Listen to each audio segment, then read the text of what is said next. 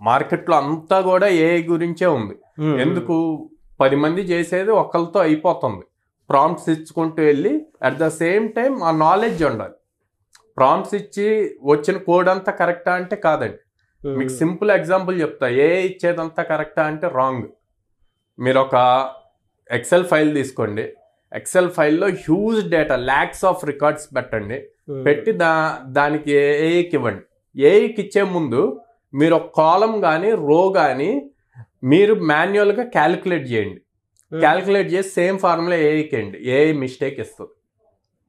Okay, so అంటే AI మీకు కొంతవరకు హెల్ప్ చేస్తుంది. బేసిక్ థింగ్స్ అన్ని హ్యూజ్ వర్క్ చేయాలి అన్నప్పుడు హ్యూమన్ ఇంటర్ఫియరెన్స్ అన్నది కంపల్సరీ కావాలి.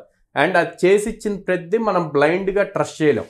సో మనకి నాలెడ్జ్ ఉండాలి. సో అందుకని ఎవరైతే లే ఆఫ్ అవుతున్నారో వాళ్ళందరూ కూడా లే ఆఫ్ అయ్యామో అన్న దానికన్నా ఛాలెంజ్గా 2-3 months తీసుకొని ఆ 3 monthsలో మీకు నెక్స్ట్ స్కిల్స్ ఒకే స్కిల్ సెట్ మీద ఉండకుండా టెక్ స్టాక్ బిల్డ్ చేసుకున్నారు అంటే కనుక ఈ హ్యాపీగా మళ్ళీ మీకు మంచి ప్యాకేజెస్తో జాబ్ స్టార్ట్ అవుతాయి.